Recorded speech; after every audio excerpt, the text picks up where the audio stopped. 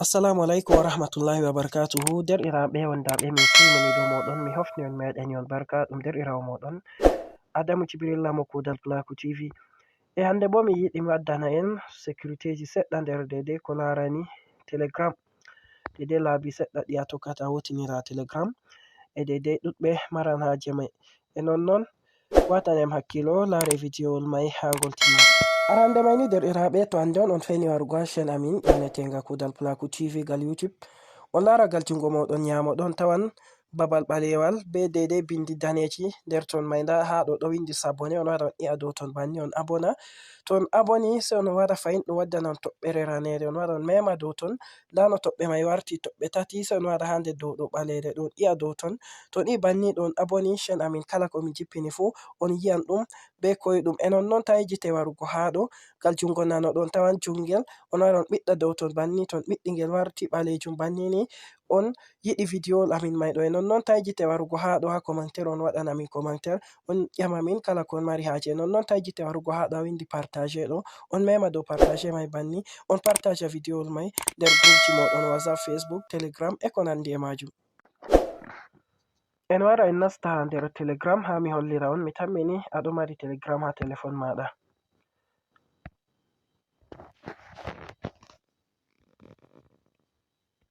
To en nasti nder Telegram don a foti a mara haje daidai laabi goɗɗi fere. A yiɗa goɗɗo watama group, a yiɗa daidai goɗɗo yi'a ɗo connecti, a yiɗa goɗɗo hosa numero maɗa gal Telegram mai, a yiɗa numero maɗa vanga ta volwani goɗɗo yiɗi inde tan vanga. Laabi man ɗi fu en wara en nasta ha ɗo. To en kliki dow ɗo banni sai en wara ha ɗo ha windi parametre. To ni dow parametre banni sai en tirta en wara ha nda bakkileyel en yi'ata ha windi confidentialité et sécurité ɗo, en wara en klika dow ton.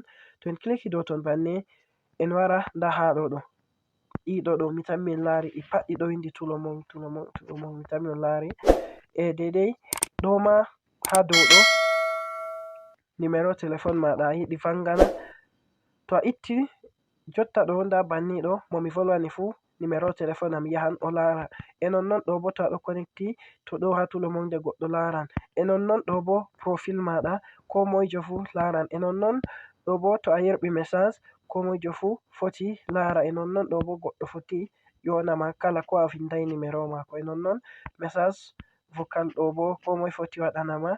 Nonnon message ko moi foti yerɓanama. Nonnon date de naissance maɗa a foti goɗɗo ko moi to nasti koute maɗa laran. Nonnon bio to a waɗi bio ɗo bo ko moijo laran. Nonnon invitation himɓe foti watama nder group, himɓe foti watama nder canal.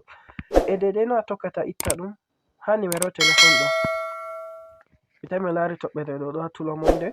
To en wari en waɗa ha ɗo en wartira windi person. To en kliki dow person en wara en klika dow ɗo.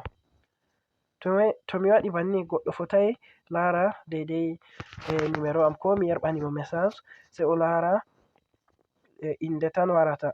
Nonnon to mi wari ha ɗo mi i dow ɗo mi wartiri banni ɗo bo ko mi ɗo connecti wala mo yi'ata. Nonnon ha ɗo bo to mi yiɗa goɗɗo lara profile am, malla bo mi yiɗi himɓe je mi mari contact maɓɓe tan ɓe lara profile am, ɗo mi wara ha ɗo.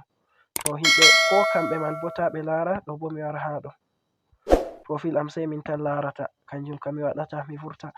Nonnon message transféré, to mi yerɓani goɗɗo message goɗɗo foti hosa message am yerɓana goɗɗo. To mi yiɗa bo ha ɗo mi warata goɗɗo fotai ko en ɗo yewtida banni a fotai hosa message am a yerɓana goɗɗo. Nonnon ha ɗo bo goɗɗo fotai ƴona yam appel gal Telegram ko waɗi noi. Nonnon ha ɗo a fotai a waɗana yam message vocal amma kanjum kam sai to goɗɗo yoɓi, mi tammi on fami. Daidai nda ha ɗo date de naissance am mi yiɗi min tan larata. Bio am bo mi yiɗi himɓe fu lara. Mi yiɗa goɗɗo wata yam ha group be canal fu mi yi'a ha ɗo mi waɗa banni. Ɗum ɗo tan mi yiɗi mi holla on ha nder sarɗiji daidai ko larani Telegram. Nonnon to a mari daidai ƴamol maɗa ngol a ƴamtata gal ko larani hutinirgo Telegram bo ɗo bo a foti a matotira be am ha numero mai je gi'ata ɗo, ko bo a assanami tan commentaire har les videowol mai ha YouTube. Tammi on fami, inchallah mi waɗana on videowol gongol. On yettama, on yelanama khairu. Wassalamu alaikum.